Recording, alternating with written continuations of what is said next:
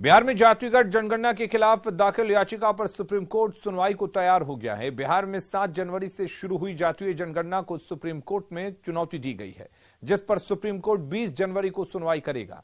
याचिकाकर्ता अखिलेश कुमार ने इस तरह से जातीय जनगणना को संविधान की मूल भावना के खिलाफ होने की दलील दी है और राज्य सरकार से जातीय जनगणना को लेकर जारी की गई नोटिफिकेशन को रद्द करने की मांग की है।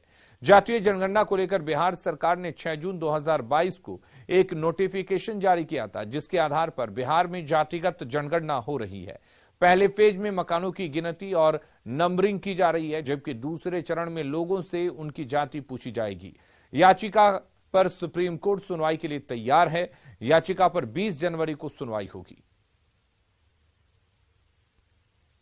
आज जहां बिहार में युवा सड़क पे लाठी खा रहे हैं नौकरी के लिए, बिहार में गरीबी चरम सीमा पे है। बिहार के युवा देश के दूसरे राज्य में नौकरी के लिए पलायन करने को मजबूर हैं। दूसरी तरफ बिहार की सरकार सरकारी तंत्र का मिसयूज करके जातीय जनगणना कराने का निर्णय लिया है, जो कि पूर्णतः ही असंवैधानिक कार्य है। तो बिहार सरकार के इस असंवैधानिक कार्य के रोक लगाने के लिए भारत के एक आम नागरिक होने के कारण मैंने सुप्रीम कोर्ट में PIL दायर किया है, ताकि सरकार और कोर्ट बिहार सरकार के इस निर्णय को स्टे लगा सके और बिहार के आगे वाले युवा पीढ़ी को एक जातीय उन्माद से बचा सके।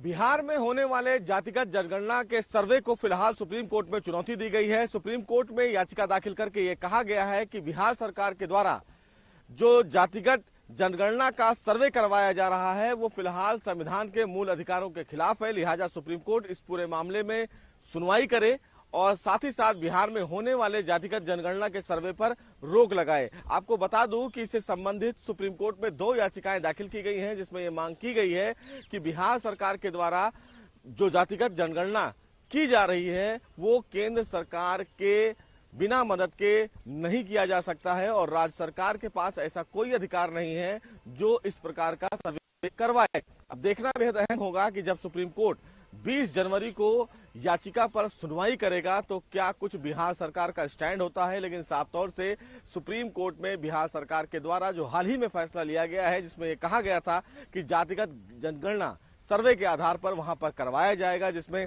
आर्थिक रूप से और उन तमाम पहलुओं पर विचार करके एक नई जनगणना की नीति वहां पर बनाई जाएगी। लेकिन मामला अब सुप्रीम कोर्ट पहुंच गया है, जिस पर सुप्रीम कोर्ट फिलहाल जो याचिका दाखिल की गई है उस पर सुनवाई के लिए तैयार हो गया है। 20 जनवरी को सुप्रीम कोर्ट सुनवाई करेगा। देखना बेहद अहम होगा कि जब इस पूरे मामले पर सुनवाई होगी तो बिहार सरकार की दलीलें सुप्रीम कोर्ट में क्या होती हैं। कैमरामैन आकाश के साथ सुशील पांडे, न्यूज़ 18 दिल्ली।